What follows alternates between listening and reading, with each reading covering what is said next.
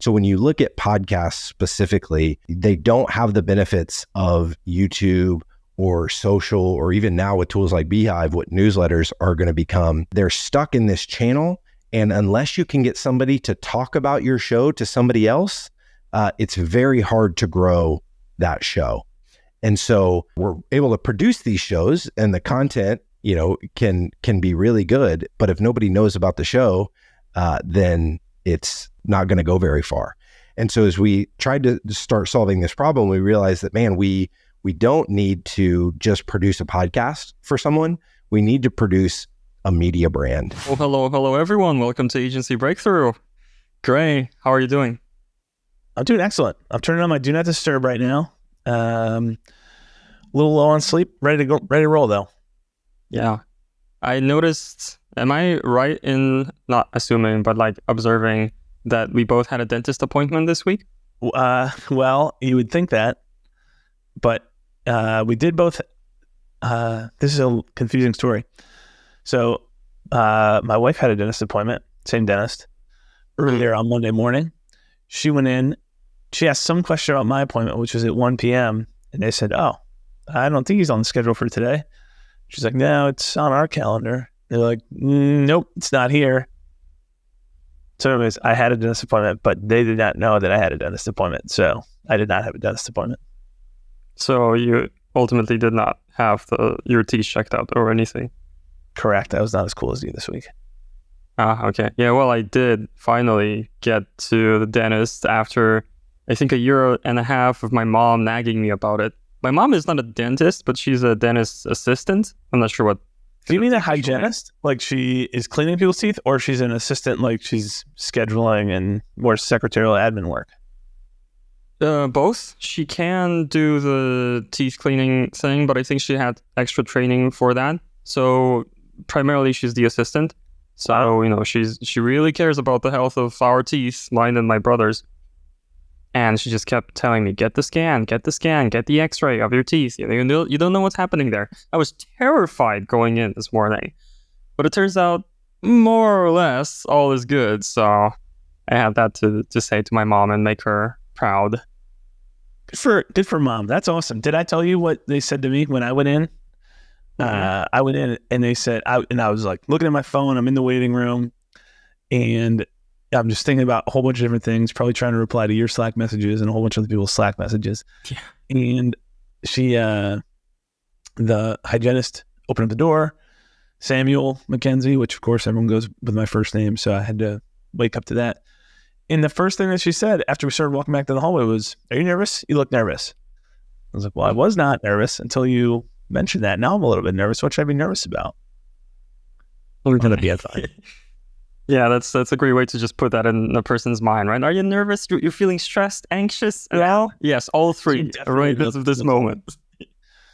I had a very good friend. He'll go nameless on the podcast. He's not a Zen pilot, but in college, and it was during finals, and bumped into a friend of ours who was studying in the library, getting ready for finals, and my friend said to her, what did he say? He said, "Why?" I think he said, "Why do you always?" No, he said, "Are you sick or tired?" or something like that. I was like, "Oh, that's not a great start." And obviously that was taken as, "Why do you always look sick and tired?" It's like not really the right way to lead off. So yeah, there's some questions, just not the right way to start a conversation. Exactly. But we don't know these questions, or we're not going to use them today because we're about to have an excellent conversation with our guest. Well, we still have a few minutes before they join. You want to tell the listeners about our guest today?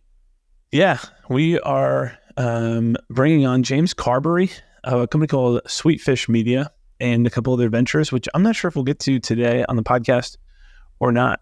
But James, actually, Kuba, talk about, because I just recently I finally met James for the first time in person at an event here a couple months ago. But I know that you've also followed his work for a while. What do you know about James? Well, being completely honest, the main thing that I know about him is his book, Content-Based Networking. And that's kind of one of the main reasons that I'm excited to actually meet him today for the first time and to have that conversation. I don't know if it'll revolve strongly around content-based networking, but I do recommend it. It's if you're listening to podcasts, you probably actually are consuming content-based networking content, because the approach is all about making connections by inviting people to podcasts or getting them to contribute to your blog or various other ways. It's a quick read, and it's more than just a marketing strategy. It's a life philosophy, which really had a huge impact on me. So I'm excited to talk with James today and just to share that I'm a big fan. Again, right? We had Marcus Sheridan in the previous episode. Now again, I'm the fanboy on the call, but I don't mind. No. How many books do you read in, you pick the time period, but I think most people put this into a year. That really varies from year to year, honestly. Some years I get really excited and then I can go through, I want to say like 20. I'm not one of those a book a week people. I couldn't. Other years it might be, more in the realms of like 8, for example. Sometimes, because I like to consume something at a given point in time, but on 1 week or 1 quarter, 1 season, it might be books, and then I might switch over to a podcast, and then it's a particular YouTube channel that I love to consume. So it's around that kind of 8 to 20 range. How about you? I'm kind of same, but mine is maybe not year to year as much as era to era. So pre-kids, post-kids. Pre-kids, was around 40 on average. So not quite a book a week, but close to it. I really enjoy reading. I almost said enjoyed reading, because there is an element now where like I still enjoy it, but it's rare, and I feel like I have more stuff that I'm trying to get through than versus kind of picking up a book and enjoying it. In a lot of cases, post kids, like I'll be doing good if I read a dozen books this year. Exactly. Yeah, and over time, I switched my mindset from how many books can I read to how much can I actually get from a single book that really resonates with me. How deep can I go? Do I take notes, put them in my second brain? Do I try to kind of put my own twist on it and post about it on LinkedIn? Just going deep into one subject area for a longer time, I think, leaves a more lasting impact on your skills and your knowledge. So don't tell James this. Good thing we're not recording, right? I have not read content-based networking. Familiar with the principles, but I think you're the first one who even let me know that he had a book. I was familiar with the agency with Sweetfish, and I actually think I found out about him. My good friend James Robert Lay runs a super cool agency. He'd be upset that I said agency, but out of Texas. And he's focused on like the financial services sector. And he runs this show. Let's see. It's not Banking Unchained. That's the name of one of his books.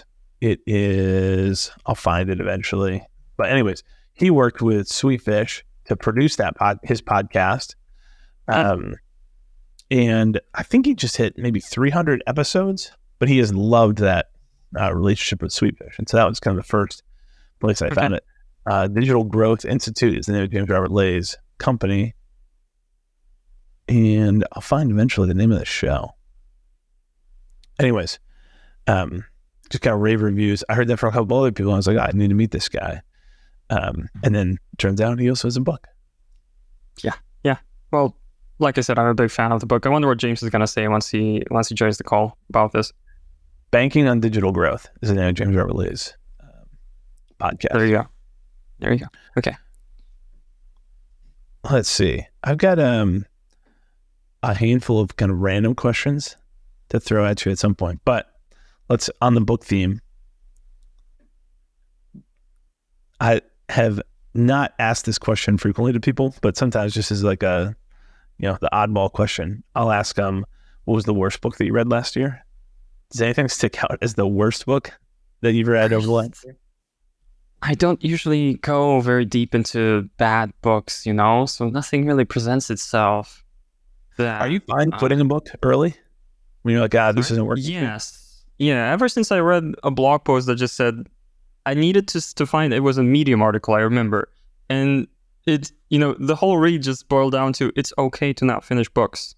And that's what I took away. And I said, hey, yes, it is okay to not finish books. I'm just gonna do that. These days when I encounter a new book, I look through the chapters, see if something resonates from that, and then I decide if I want to go deeper or not. What I'm struggling with, though, and maybe you have a good tip for that, is revisiting books. Like, for example, I revisited They Ask You Answer recently, and I'm looking at this revised edition, right?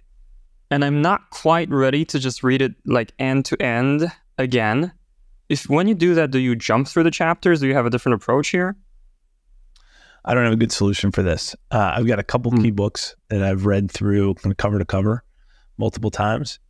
Most books I read once, and then if I took notes, which I've been really intermittent with. Right now I use this tool. I think I mentioned this last time, right? Reflect. Reflect.app. Maybe it was the site is what I'm using. It's kind of my second brain or my journal or whatever. And so I've gotten better at taking notes there. So if I have notes and it's, hey, here's the chapter that was helpful before I find a specific concept, I can flip right to that. But no, I don't have a good systematic way for knowing, hey, am I going to read the whole book or just read a chapter, or what am I going for? All right, we're live. James, welcome to Agency Breakthrough. You got your Cardinals hat on. You got your Cardinals colors. How many MLB stadiums have you been to? 27. What are the 3 that you have left? So I've got Seattle left, Cincinnati, and Pittsburgh. I'm going to Pittsburgh in a couple weeks. That's right. So I will soon have 2 left. And I just went to St. Louis, hence the Cardinals hat, last week to see some friends, and we knocked out that ballpark, and it is beautiful. Awesome. And you can see like the St. Louis, what's that thing? The arch, the St. Louis arch, yeah. You can see it from the stadium, and that stadium was packed. It was like a Tuesday afternoon or a Tuesday evening game. Yeah, and I don't know, man. I've got a take on the pitch clock. I think the pitch clock is fantastic for the game of baseball, but the 3 games that I've been to so far this year have just, the pace has been incredible. Anyway, I'm not like a massive baseball fan, but I love going to ballparks. Yeah, and it's been a blast trying to check off as many of them as I can. I think that's so cool. I got hit. You probably can't see it at all. It's not really bruised, but on my eyelid, which is probably great video, right? Everyone look at Green's eyelid. I got hit in the face with a ball from Josh Naylor last night in Cleveland. But not a hit. So what happened was, end of the inning, they're running off. I took my parents. This is a gift. My dad is a huge Red Sox fan. They're playing the Red Sox, opening up the series last night. I was pumped. Shane Bieber was throwing for the Guardians, and so we're sitting, we're in row FF, so however many rows up that is, but 30 rows up or so, on right down the third base line. Come off after the inning, we throw it over the 30-foot netting into the stands, just the ball from the first baseman. So Josh Naylor throws it over. It's coming literally right at me. I was going to stand up, my dad's sitting next to me, and he is pumped. Every inning he's been standing up, like wanting to get a ball, and they never throw it that high. Finally threw it that high. Perfect. Come right to my dad. My hands are up, like right behind the ball. I've played baseball forever. I coach baseball. I play like a ton. So I'm like, this is awesome. My dad reaches up in front of me and totally botches it. All love and respect to my dad, but this was not his finest baseball moment. Rips off his hand, and ricochets right into my left eye socket. Oh my! I was just watering for like 4 innings after that. Totally fine today. We're all good. Did you get the ball? No, so then it ricochets right down. That was my question too. You didn't even get the ball. Didn't get the ball, but I was pumped. A guy and his fiance from Atlanta were up visiting. He got the ball, and he could not have been happier. So all's well that ends well. He was thrilled. You're too kind that you're genuinely happy for the guy that stole the ball that gave you a black eye. He was pumped. So hey, if you make an error, you don't deserve to keep the ball. You didn't learn here. Your dad did. Next time, I'm just going to shove my dad back down and be like, I got this. That's hilarious. It's still, I still have a hard time calling your team the Guardians. That's a tough trying to adjust to that. Yeah. And the number of Indians jerseys last night, was still far outpaces the Guardians jerseys. Yeah. I think it'll eventually shift, but man, that's going to be a tough one to transition. Yeah. How long did the name change? Two years? Yeah, 2 years. 2 years. Yeah. Okay. Yeah. 2 years. I love that you're so into baseball and stadiums. I need to get my game together and act together to go see stadiums. It's just an excuse to go hang out with friends all over the place. So you should definitely do it. And those memories. So my parents talk a lot about two types of fun. There's type 1 fun, which is fun in the moment. It's like, this is fun in the moment. Yeah. Type 2 fun is like, hey, it was horrible. It was not that fun in the moment, and it's a great memory later. Yeah. And so getting hit in the eye is like an awesome example of most of the 90% of the night was type 1 fun. That was type 2 fun. But down the road, those are the best memories, regardless. So either way, it's a win-win. Yep. I love I'm it. stealing that model totally. Yeah. Oh man, that's awesome. Well, let's talk about your story. You've got an awesome breakthrough story that does not revolve specifically around baseball. But let's talk a little bit about the agency. Give people a picture of Sweetfish and what you've built. Yeah. So I started Sweetfish in 2015, and we were a blog writing agency. So I just knew content marketing was a thing. I had a failed startup that it was a technology product. We didn't raise any money, and bootstrapping a SaaS product. I should have known at the right young age of however young I was at the time that wasn't going to work, but it didn't work. But I, through that process, realized that content marketing, this idea of like creating content that was so good that made people want to come to you as opposed to you having to go to them and twist their arm into buying your thing. I was like, well, this is the way. And that was right when HubSpot was, it was the early days of them creating the inbound movement. So I was heavy on that train.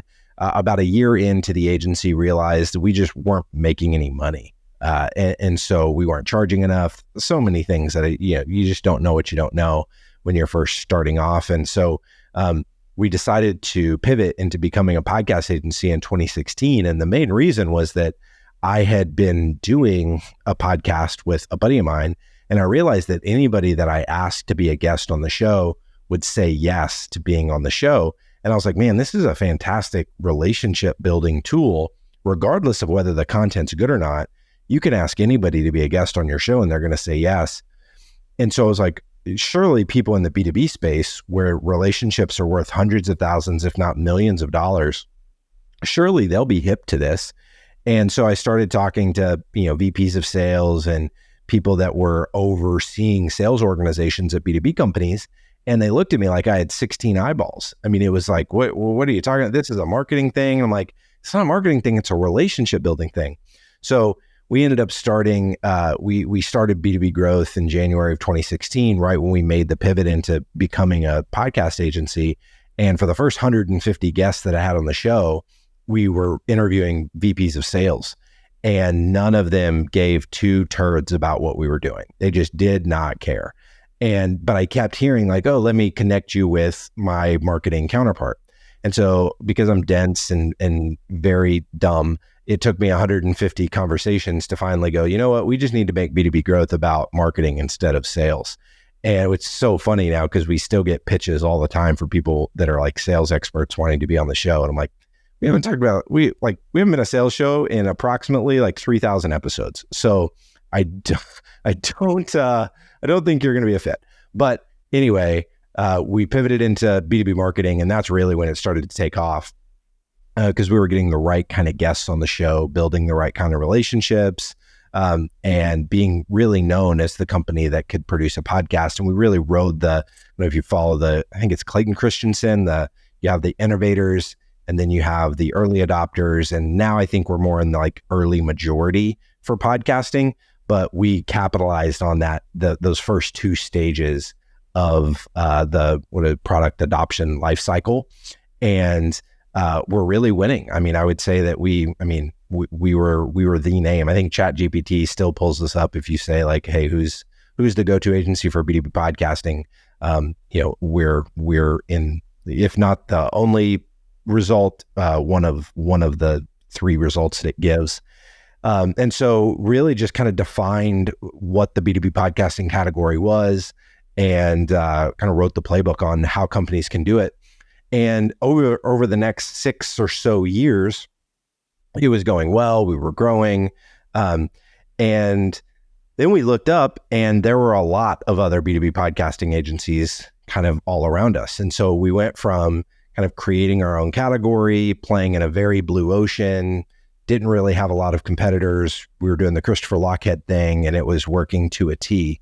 And we look up one day and we find ourselves in much, I don't want to say it was a dark red ocean, but it was definitely more red than it was blue. Lots of competition, people driving, being competitive with price. We didn't want to have to compete on price. And so we made the decision to say, hey, and it was more so just about market dynamics, and more really trying to figure out like how can we add the most value to our clients. And what's happening is we're getting shoehorned into a particular channel that has not figured out how to do distribution beyond word of mouth yet. So when you look at podcasts specifically, they don't have the benefits of YouTube or social, or even now with tools like Beehive, what newsletters are going to become. They're stuck in this channel, and unless you can get somebody to talk about your show to somebody else, it's very hard to grow that show. And so we're able to produce these shows, and the content can be really good. But if nobody knows about the show, then it's not going to go very far. And so as we tried to start solving this problem, we realized that, man, we don't need to just produce a podcast for someone. We need to produce a media brand. And so about a year ago, we started talking about this language of, starting to build media brands for our clients, that it would be a distinct and separate brand from the corporate brand, because so often your positioning for your content is around your product, and it's very closely tied to the thing you do. But what we realized is, like, if you want to attract the entirety of your market, you have to be talking about things that the market wants to talk about and is interested in learning about, and that's more often than not going to be related to your product or service. And when you think about the fact that only 3% of your market is in market to buy at any time, you have to be creating content that is ready to attract the 97% of your market that's not ready to buy today. And so you need to have a separate and distinct media brand, and it needs to encapsulate a newsletter, a podcast, YouTube, and social. And that can be really overwhelming for people. And so as we started to kind of rebuild our team, we brought in our creative director, who has incredible background in social. We're looking to bring on somebody that has a lot of YouTube background right now. Newsletters we've been good at because we've done a lot of copywriting in the past, like blog writing and that kind of work. And I think that's going to translate pretty well to newsletters. And then podcasting, obviously, B2B Growth has been a number one ranked podcast in the marketing category multiple times. And so we've got a lot of internal chops on podcasting just because of the business that we built for the last 8 years. And so all that to say, that's been the journey, and the real breakthrough is to say that, man, our clients need to be adapting to the world that we live in, which is the fact that your buyers are consuming media everywhere, not just in podcast channels. And we want to create top of funnel content that can reach them across this kind of new media landscape. And making that shift has been much harder than I thought it would be, just getting the internal troops aligned on that direction. It's funny. It seems like it's been easier to get the external market aligned to that thinking than it has been our own internal team, because you're just used to doing so. I mean, we did it that way for, 6 or 7 years. And so it's tough to start. Like, people still default, we're a year into this and they're still saying podcast. I'm like, it's not a podcast, it's a media brand. And so anyway, that's where we're at. We just covered a lot of ground just in one fell swoop. I'm a talker. You give me the mic. I'm going to talk. Yeah. Do it for a minute. I know what that's like. So I've got a question and an observation. I'll start with the observation. Isn't that the true status symbol these days? You no longer say you're, top 3 in Google. It's just, you ask ChatGPT, we're in the top 3, right? It made me realize that. Definitely a low-key flex, for sure. Yeah, and my question was actually related to that. If you could do a little bit more low-key, high-key flexing, for the people first meeting Sweetfish Media, what's the scale, what makes you kind of a big player in this market? Yeah, so we've got a team of, I think we've got a team of 24 right now. We did 4.4 million in revenue last year. We'll do a little bit less than that this year. And so we went through, last year was a really, really tough year for us with kind of the economy talks and marketing contracting their budget and us making the shift into media brands from podcasting. We had a crazy amount of turnover on our team. And so that's always hard. Contraction in business. And so it's the ugly stuff of running an agency that you hope you never have to deal with. We had to deal with a lot of those things last year. But we actually installed a new CEO recently in this past March. So I'm just sitting in the visionary seat, and Jeremy Wellman is now stepping in as our CEO and integrator. We're an EOS shop. So yeah, really excited about moving forward, but that's a little bit of context about kind of the scale and where we're at. We were at 45 employees about a year and 3 months ago, and then had to go through some layoffs in March of last year. And it was after the layoffs is when kind of, that always obviously breaks trust. And so we've been rebuilding our culture for over a year now, and I think we're in a good place now, but last year has been hard as hell. Okay, understand. So if you don't mind me continuing, Gray. Yeah, go for it. Okay, so what we're trying to give the listeners here is, the story of the breakthrough moments, kind of the one change that changed everything. Yeah. And you mentioned that change was switching to this not building podcasts, building media brands approach. So I wanted to kind of zoom in on that and tell it like a Hollywood story, So can you share more about kind of what was the thinking that led to this decision, kind of in more detail, and kind of what was the mood like, on the team before that decision, and then how it happened and the consequences of that? Let's do like a 3X structure, gives you a lot to dig into. So I mean, for years, I've talked about this idea that our clients don't want a podcast. Our clients want an audience. They want thought leadership, and for their thought leadership to actually be impactful, you need an audience to be able to influence. And James, can I interrupt you? Yeah. Why did it, I'm sure some people are saying thought leadership. I think most people aren't saying thought leadership. Where does that insight come from? How are they expressing that they want thought leadership? Our clients, because we're working with mid-market B2B SaaS companies, our clients actually are using that language. Yeah. And so they're coming to us saying they want thought leadership, which is another, honestly, reason that we had to think really critically about the types of shows that we produce, because obviously a show is still part of a media brand, but we were exclusively doing interview-based shows for the entirety of our time being a podcast agency, because those interview-based shows, it was the relationship with the guest that was really the strategic objective.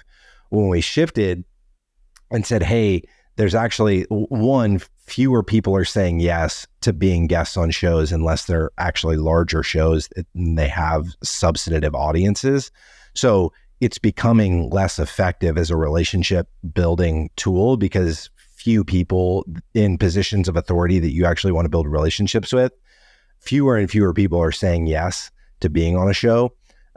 So that's a hurdle you have to get over. And interview-based shows, you're actually forfeiting all of the thought leadership to your guests. And so we're hearing from our clients that they wanted thought leadership and that they wanted to do an interview-based show. And it's kind of a re-education of well, wait a minute, if you want the thought leadership, you actually need to have the thoughts and lead lead with those thoughts. And oftentimes that just means having an episode format that maps to you riffing on a particular, like maybe it's a trending topic that's everybody in your space is talking about right now, but you want to be able to control that conversation. So maybe it's a couple people internally at your company that are just co-hosting the show. Maybe occasionally you bring in a guest when it serves the topic that you're wanting to talk about, as opposed to our model before, which was every episode had to have a guest. And honestly, man, that's been the hardest thing to like rip out of the culture of how we do things, is our team thinking that a guest is a requirement for every episode that we produce. And getting them to realize that no, we can create content without a guest, because when you're having to deal with somebody else's schedule, it just makes the entire process take longer. And when you've got clients that are paying you to produce a weekly show or whatever the cadence is, but you're contingent on being able to find guests that can say yes and can do it at this day and time and match up with the host's schedule, it just becomes really challenging. So anyway, getting into the weeds with all the different complexities of what a shift like this has meant. So I don't think I've given Kuba, I don't think I've given you your Hollywood 3-act structure. No, you have. Look at it like this. We're on the hero's journey. You want to make this change and you encounter the first obstacle. And the first obstacle is kind of internal resistance. I would like to hear a word or two about how you actually made that change happen, if you don't mind. Yeah. So I can't at all say that we've done it perfectly. I think it's still in process. One thing that we've recently done, just last week, we brought our core leaders. So anybody leading people on our team, we flew them to Orlando, and we have a house that we've started renting right down the street from my house. So we call it the Creator House, but we've got some studio sets up where we can create content, but we also use the space to host like client mastermind events and team events. We've only had it for like 2 or 3 months, but it's been really cool being able to use that space because we've been fully remote the entirety of our time in business. So it is finally giving us some physical space to be able to do some stuff with that we've never been able to do before. And this team meeting where we brought in our core leaders, our new CEO, Jeremy, asked all of them, he said, "What do we do as a business?" And it was really telling because every single one of those, and these are core leaders in our business, these are people managing other people. Every single one of those leaders said something different. And we're an EOS shop. We have our VTO that we talk about, our vision and what we're trying to do. We're trying to build create every leader's favorite corner of the internet. But we clearly were not talking about that enough. That clearly was not, it's one of those things you do every other week in an all hands call, but it's not ingrained into the everyday conversations because these leaders all said something that was reflective of their department, not something that was reflective of the entire business. And so that insight just this past week of going, man, if our leaders aren't even singing from the same hymnal, no wonder our team is not seemingly on board. Not that they're not on board, not that they're being combatant necessarily. They've got their job to do, and this is how they've done it. And we have not communicated well enough to them to show them the new way, and then how to adjust their specific day-to-day responsibilities to map to this kind of new reality of where we're heading. So if that's the obstacle, then how are you actually managing to get past that? Like, how do you rebuild that alignment, especially in the context of, I may have gotten a bit lost. This is happening before the switch to media brands, or was it like part of the switch? Yeah, so I wish that this would have happened before. So we just had this meeting with our core leaders last week, and we've been talking about media brands. I mean, we announced it to the team last December. So here we are it was end of May whenever we had our core leaders come into town. 6 months after we had announced to the team that we're starting to produce media brands instead of podcasts. And so, I could write a textbook on how to not do change management. And I did everything wrong. But I think, to answer your question, Kuba, the way I think if what last week, by the end of that in-person experience that we had with our core leaders, everybody was singing from the same hymnal. Everybody had clarity on the vision. They knew what they needed to go back to their teams and rally them around, because we talked about it in person, ad nauseum for 2 days while we were all together under the same roof. And so I'm a big advocate for remote, have been a huge advocate for remote, but seeing the power of what can happen whenever you get your team under a single roof has been I've been pretty blown away by it. It's wild how many, how easy it is to be disconnected and not aligned whenever you're in a fully remote setting. Yeah, definitely. That's the difference that I'm noticing.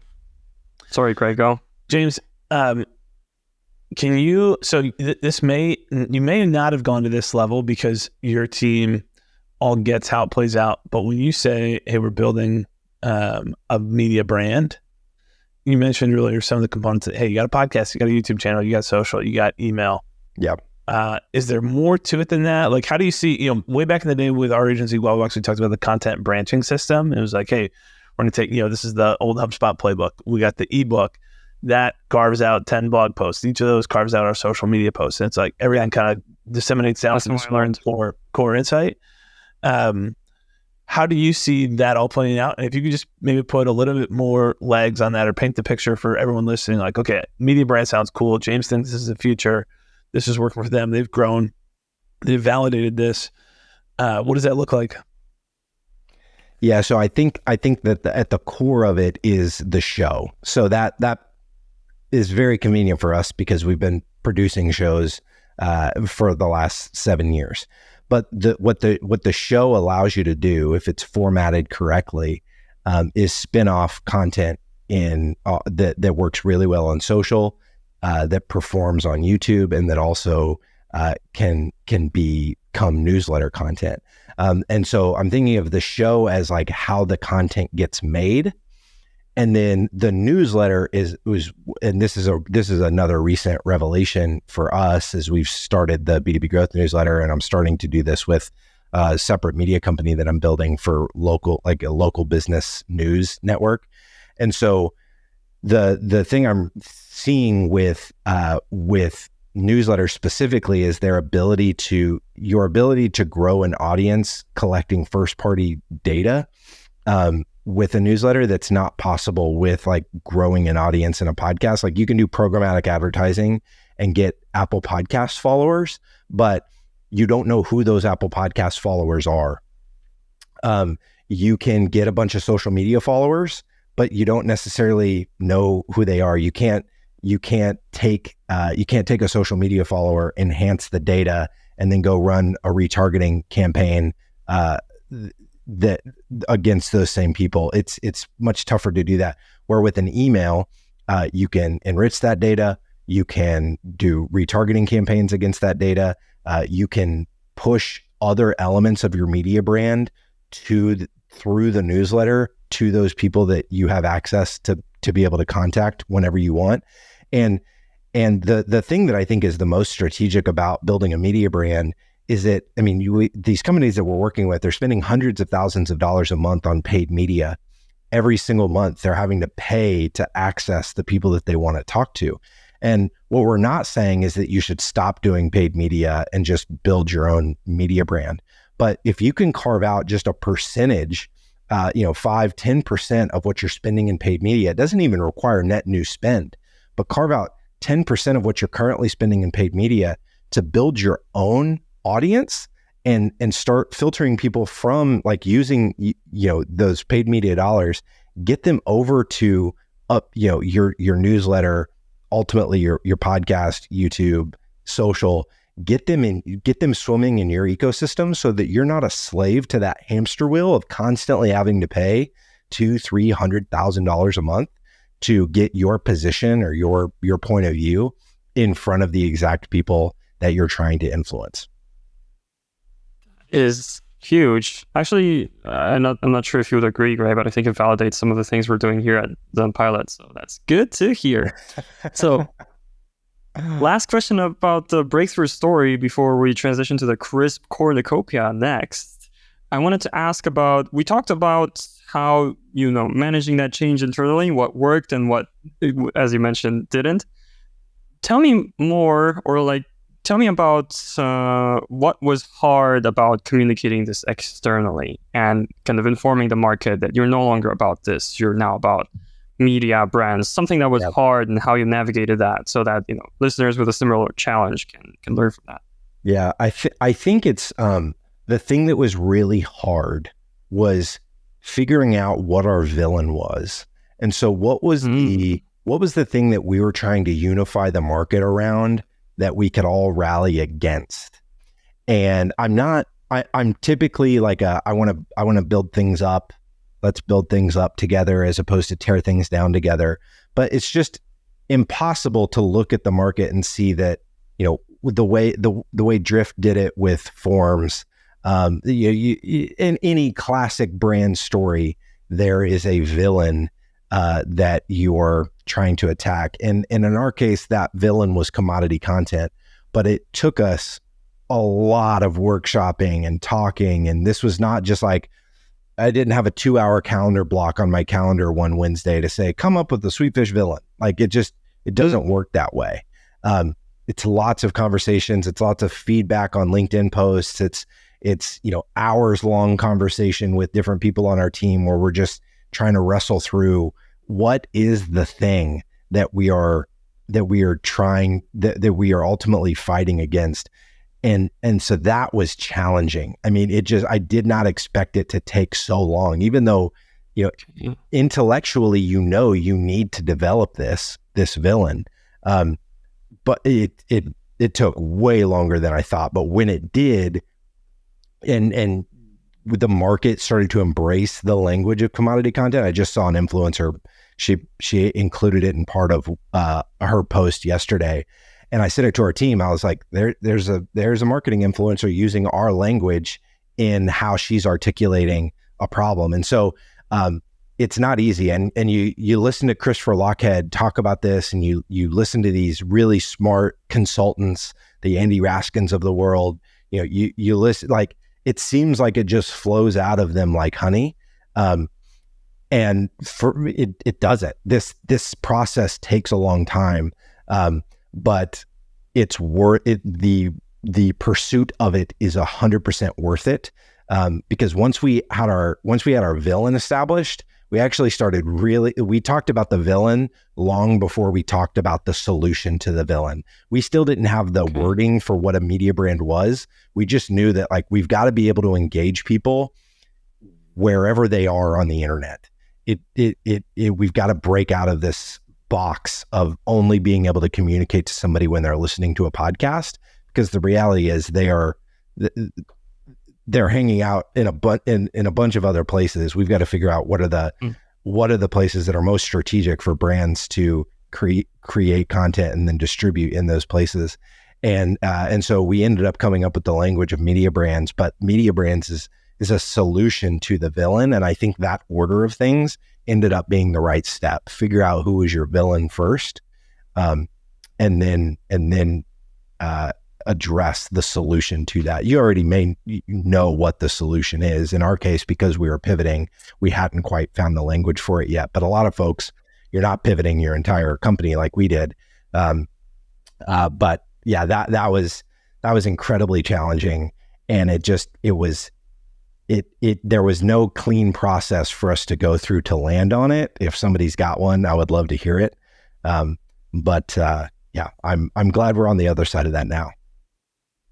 That is such a huge tip. I love that. And I thought of something that might make you happy, might not, but I had heard of commodity content, and it got so far that I didn't even know that it connects back to y'all. Yeah. Actually, which is great. I mean, my friend Jay Acunzo, who we hired as a consultant last year, he helped us really define the brand story for Sweetfish, and his thinking got us really close to where we were. I don't know that he came up with. I think I forget who it was, or if it was Dan or me that came up with the specific phrase of commodity content, but the language that we've started adopting from Jay is affinity over awareness.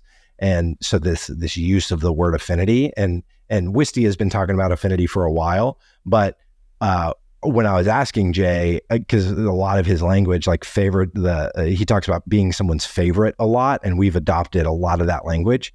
And so as I've talked to him about it, I'm like, hey man, I don't want to feel like I'm stealing your idea. And he said he heard something from Simon Sinek a while back that was like the validity, like it's a good thing when people are using your language and they don't even know it is from you. It means the idea resonated so deeply that that it just intuitively made sense to them to use. And so the woman that used commodity content in her, she likely has no idea that it came from us. But I think what a cool contribution to the space that we can give language to a problem that so many people feel that like now there's a word for it. Yeah, that is huge. And wow, that's a great kind of finishing point to the breakthrough story. Thank you. I think that could be very educational to our listeners, hopefully. Awesome. Let us know. Let us know by sending an email to breakthrough@zenpilot.com. Thank you ever so much. Now, for this next segment, because I heard somewhere on LinkedIn, it's good to have these kind of more definite segments. Yeah. There was a guy named James who shared about that. So what we came up with is something we call the Crisp Cornucopia, which is a series of recommendations of various things that we'll get into that we wanted to get your recommendations for. I'll start with something super basic. No, I won't start with something super basic. I'll start with something fun. What is... We'll cut it out if it doesn't work, but what is the type of sandwich that you most recommend? Type of sandwich? What a fantastic question. I think I'd have to go with a club. So the roast beef, the turkey, and the ham, the combo of the club, mixed in with mayonnaise. So I'm trying to be healthy, so I can't eat a lot of mayonnaise. But if this is like a dream scenario, I'm gonna go a club with mayonnaise. James Carbary recommends club sandwiches and split and you gotta like cut it down the, like if it's on the, it's on the white bread, you gotta cut it from from corner to corner, so it's like two little triangles. The sales, so it just makes it taste better whenever you're eating a triangle sandwich. Definitely. Okay. And I'll sneak in one recommendation of mine. If any of you is a fan of Keanu Reeves, I recently read an AMA with him, and his favorite type of sandwich is peanut butter and honey. If you haven't had that, that's just weird. One before the show. Yeah. That is weird. But and it works. It checks out that's from Keanu. Yeah. It makes you go, whoa. Okay, great. You've got the next one. All right. I pulled up my inbox. James, I was looking for an email from you and I found this July 30th, 2015 at 5:28 a.m. My friend was either up early, grinding away, or this is automated. Holy cow, man. Reading blog content can be really tough. I've got some blog topics that I think would do really well for you. Can we chat for 5 minutes? Keep being awesome. Yes. James Carbary. So this is old outreach. I was a terrible friend. I did not reply to this. I don't think I've ever seen this before, but I got your whole sequence here, which is great. We did not hire you, but we could have used help building the media brand at ZenPilot earlier on. At that point, we were still running Do Inbound. So anyways, you were a service provider we missed out on. Who are the best service providers you worked with at your agency? And I asked this because you already mentioned Jay, who I just interviewed recently, and loved connecting with Jay. But kind of outside of working with Jay, anyone else stick out? This is one we talk about. Not that this is a super reactive topic. Everyone asks the proactive, who are the books, who are the tools? We've got those questions too. But this is usually a very reactive topic where people are, hey, I need somebody to help me with this. Do you know somebody? Mm-hmm. You have any favorites? And I mentioned this to Kuba earlier, as I'm giving you a second to think about this. James Robert Lay, like raves about you guys and the work that's awesome. at Sweetfish. So that's like a recommended, hey, here's a service provider who I absolutely love is working with the Sweetfish team to help me hit over 300 episodes of podcasts. I love watching what he's been doing. He's going all in on YouTube too. I just noticed. We haven't worked with him, I think, for maybe about a year and a half. But we got his show up and running, and kind of got him on the path to, he was going to do great stuff anyway. So that's awesome that he still sings our praises. I think a service that, in the agency masterminds that I've been a part of, it seems like accounting is always comes up as like someone's got a terrible accountant, or, they ended up having a massive tax bill that, they like came out of nowhere. And so like accounting, bookkeeping, which is different than taxes, but like is a very integral part of making sure that the tax process happens correctly.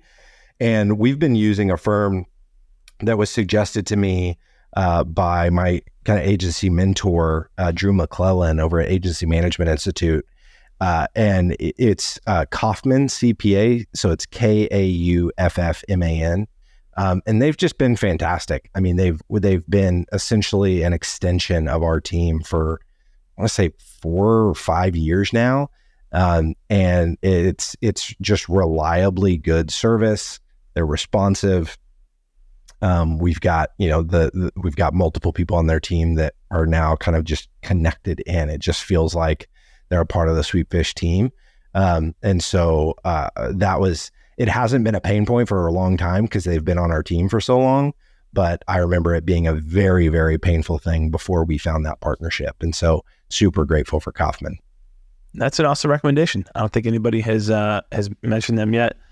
I'll get one more, Kuba, then I'll let you jump back in. But when I hijacked you at the EOS conference and didn't let you escape for hours, we talked about some of the shows. But yes, I will. Some of the shows that we let that be your narrative. We talked about some of the shows that we liked, and we both listened to My First Million. Who else are you following or kind of looking up to in terms of media brands, podcasts, that type of thing? I love watching what Vidyard's doing with SalesFeed. I think they're executing a media brand in a really, really cool way. They've, they're a SaaS tool that does, video email, but their media brand is all about the sales professional. And so they're doing funny content, really helpful content, and it's all under the umbrella of SalesFeed, not Vidyard. And that there's a tie between those two, but it's a separate media brand. And so I love their execution of that. I also love seeing what, PeerSignal. The PeerSignal is the media brand for a new data provider called KeyPlay. And so where most data providers are like, they try to lock you into long-term contracts, KeyPlay allows you to build lists like your target account lists. But you can do it. You can do one-off lists. So you don't need to buy a subscription, and their data set is really clean. And so instead of just ripping directly off of what LinkedIn says, they've gone in and like recategorized based on like, is this a fintech company? Well, LinkedIn would tell you that it's computer software, but KeyPlay tells you that it's fintech, or healthcare technology or what. I mean, there's nuance to the way they've cleaned the data that's really compelling, but their media brand is basically research. And so it's just really in-depth research that they've done on all of these different industries and how many, everybody says the sky's falling and that everybody's having layoffs, but we see that there are 342 companies right now that are hiring. And so because of the advantage they have because of their product, they're obviously very much in the weeds and enriching this data and looking at all these numbers. So they figured out a way to turn that into really compelling media, and it's a separate entity. So they've got KeyPlay as the company, and then PeerSignal as the media brand. So I'm looking at them a lot. I'm looking at a lot of consumer media brands. So I see what Daily Wire's doing, where they're really taking they've really villainized wokeness. And so speaking about what we were talking about earlier and like finding a villain, obviously there's a lot of people in the world that don't like what Daily Wire is doing, but to their fans love them. So looking at what they're doing from a monetization perspective, like how they're funneling people into subscriptions, how they're creating separate product companies that are all like basically kind of anti-woke, like you can buy a razor or you can buy chocolate, and they use what they use to build product companies are obviously their audience from Daily Wire. So they've got millions of people that are tuning into their content, but as soon as a company does something that they would deem to be woke, they just say, hey, we're going to build the anti-woke version of that. So Hershey's had that stuff that went on a few months ago. So they were like, hey, we're starting a chocolate company. Now you don't have to buy your chocolate from quote unquote a company that hates you, is the way they've framed it. So that's really interesting to me. I'm looking at that. They're obviously doing media at a very high level. Barstool Sports is another one where you just look at the variety of the shows that they have, the type of talent that they're bringing into their ecosystem, how they're distributing that content. It's a much more, it seems like a disjointed, like visually you look at it and go, man, this seems really scattered, but I actually think that the more we've dug on it, it's really purposeful. So my friend Anthony Kenneda and I started a show together called Owned that his company Audience Plus produces. And so we break down a lot of different, of these consumer media brands and try to bring the learnings from what these consumer media brands are doing into media. And so if anybody's interested in that, you can go to audienceplus.com and find that show. But yeah, that's who I'm looking at. Okay. Yeah. That was an answer and a half. Thanks for that. And so I had two short ones to finish us off here in the Cornucopia section. First off, you mentioned quite a few shows, podcasts, etc. And also on the subject of peer signal, I've heard of peer signal, but not kind of the attached company. So it's very true that these media brands, they got much bigger reach. So I got to add that.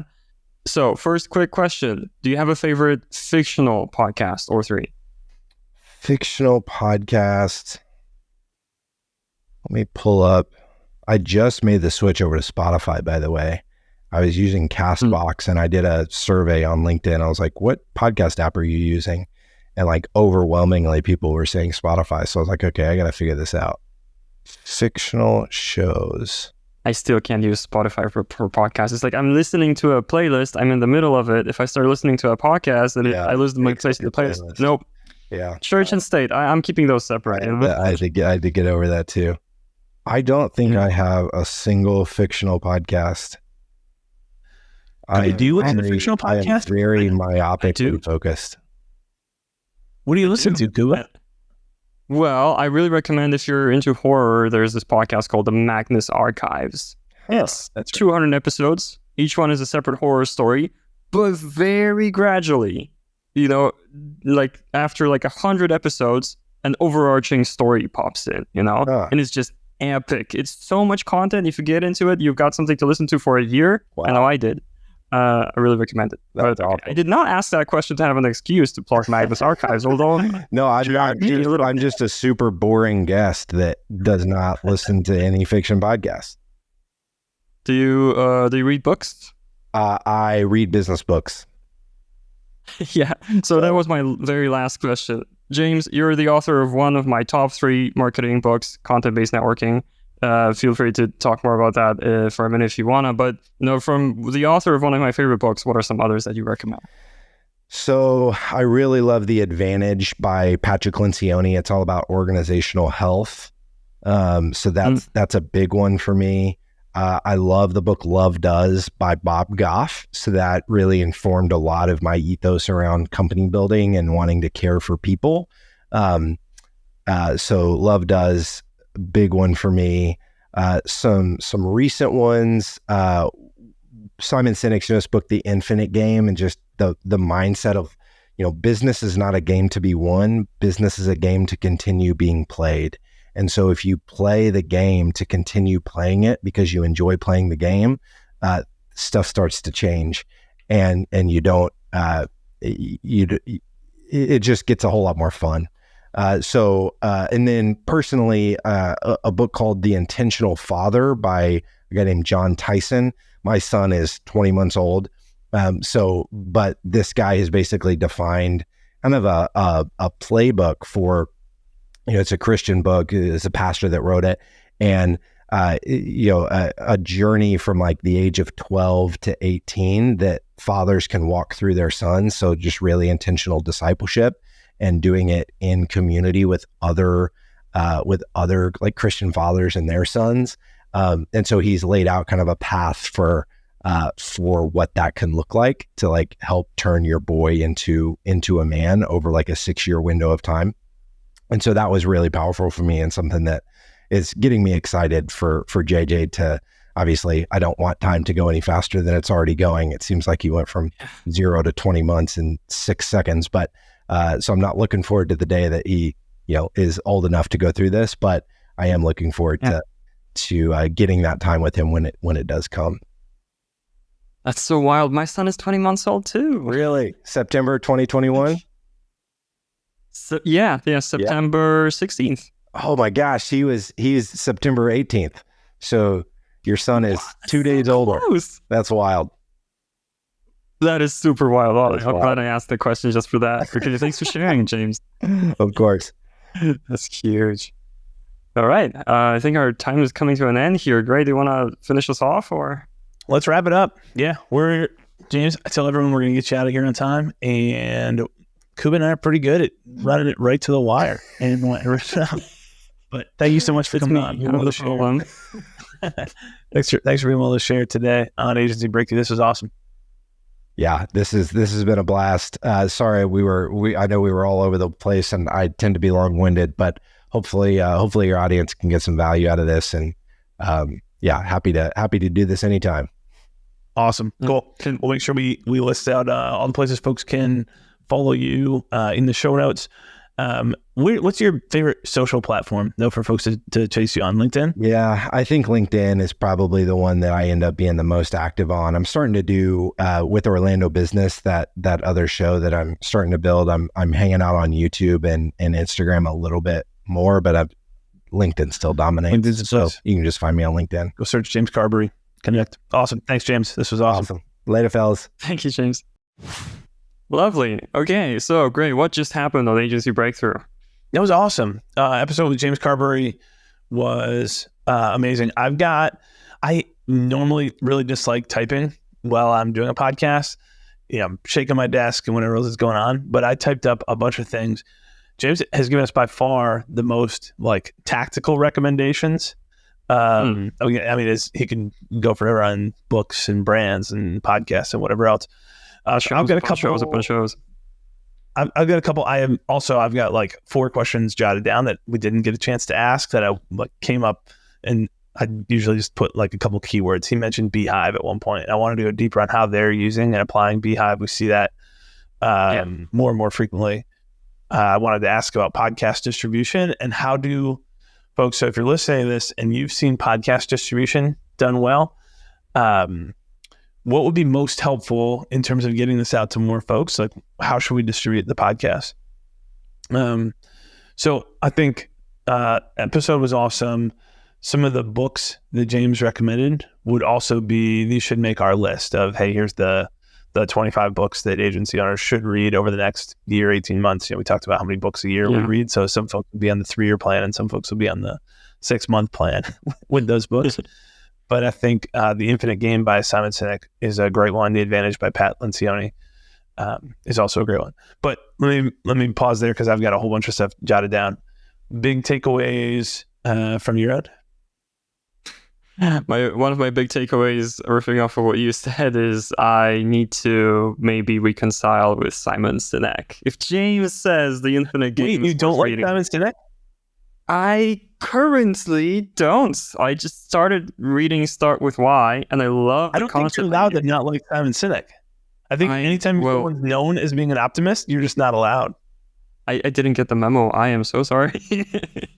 I started reading Start with Why, and he was praising Apple so much at the beginning of that it turned me off. And hey, you were saying, have I ever put down a book? That is a book that I disliked, actually. Because wow, we've come full circle. Because I just couldn't get through that, I mean, I'm currently saying this looking into my MacBook, right? So things have changed since then. The Infinite Game, then I didn't get it so much into it. The irony being it's on my bookshelf because I got it through Secret Santa. So given how much like of a story arc there is behind this, I bet it's gonna be a book that I'll ultimately love once I get around to reading it. So that's one takeaway. Second, the thing that stood out to me, and that's because I have an obsession with heroes and villains in general, but the issue of villains and in building your brand. And it was so interesting how James mentioned starting with the villain, and that's what resonated. People don't want to be for something; they want to be against something. That really stuck with me. And I think we need to carry that through to even what we're doing here at Zen Pilot, talk more about the villain. I want to do that now after this episode. His example of the Daily Wire, and you can see, you can pick whatever your brand is with whatever political affiliation you want to. But in politics, people get this super well. Hey, don't write about what our team is doing. Write about what the other team's doing that's so despicable and abhorrent that, we can't help ourselves but be outraged. And therefore, the solution, we don't actually need to put that much thought in. Like it can just kind of be there, but it just needs to be the opposite of whatever is happening on the other team. As the playbook. That's an interesting piece I don't necessarily love about human psychology, but it's also a part of human psychology. So it's there. What's the villain in the Zen Pilot ecosystem? Okay, so up until recently, I would say that agency chaos is the villain. We want to turn that chaos into clarity. And, if you're feeling overwhelmed, if you can't find the right information, if you're just stuck in this loop of where was that task or that subtask, or, why is this board organized in one way and this is not a board, it's a list, it's got different statuses, this different custom fields, like that's what we're pushing against. That's what we're trying to solve. I would say that's the primary villain, and it's got henchmen, And one of the henchmen, I would say, is tool hopping, Like, that's one scenario that we are also kind of really against is like, we've seen agencies just change tools and thinking that's the ultimate solution, or like reset. Okay, we tried this tool did not work for us. Reset again, right? It's not just the tool, it's the processes and the habits too. And that's what we're trying to make agencies see. Not to get too self-promotional here, but that's kind of how I feel it after just a few months here. Yeah, I'm trying to come up with a better name. And maybe it's because of my love for alliteration, but a better name for tool hopping. But there is that typical agency changes their project management tools more than every 18 months, which is kind of crazy. That every year and a half we switch and we switch and we switch and we don't find, I thought that Asana was the answer. Oh, I thought that Maven Link was the answer. Oh, I thought that, whatever else was the answer. And it's just a part of what's needed. So I'd love to come up with a better way to name that. And also what's most emotionally resonant. Does that experience of, hey, we plugged in this tool and I was so excited. It's very emotionally deep. You get the highs of, yes, I just discovered this platform, and you get the lows of, and you've got the whole journey and ups and downs of, oh, I can't do this. Oh, actually, I was wrong. It can do this. Oh, but it can't do this. Oh, but it does this other thing. And then ultimately, hey, our team's kind of back in the same slog that we, we're in a slightly better place, but it didn't solve all the things I thought this was going to solve. And that's, why a Zen Pilot exists to begin with. Hey, ClickUp is, this incredible piece of software, but you take your same bad habits and your same bad processes and you go plug that into ClickUp and you've got just a slightly faster, nicer UI, better interface and the same bad processes and bad habits. So it's not gonna change things the way that you need them to change long term for lasting impact. Yeah, it doesn't matter what kind of house you're living in if you just can't keep your space tidy and you just bring your mess to a different place, Yeah. To use an analogy that's not perfect, but maybe fitting. And Gray, I had another question for you. We shouldn't make these segments, I don't think, too long. But one thing that James said that comes to your mind that you have a different take on. Is there anything? Oh, that's a good one. Oh, well, Spotify for podcasts. I don't use Spotify.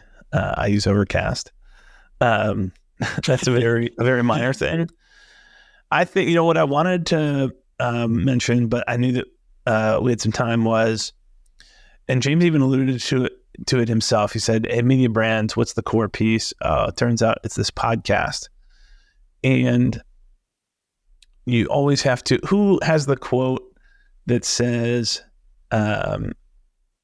it's something like, basically it's impossible to get a man to understand something that his paycheck depends on him not understanding.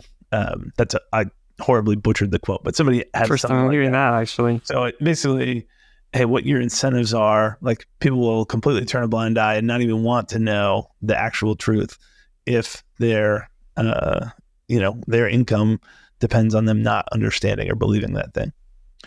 Okay. So podcasts were the big thing. James built a company around that. I think there was a great insight that there's a big opportunity in the market. Now the turn to media brands, James is betting again to stay out of commodity content is also commodity podcasting, kind of the playbook that he built and a lot of other people built off of. There's the natural need to innovate. And so the one thing that I probably would push harder on, and I'm not actually sure what I think yet, would be, should we be leading this with podcasts at all? Or is there a different type of content that comes first? You think about this conversation right now. It's such a personal conversation.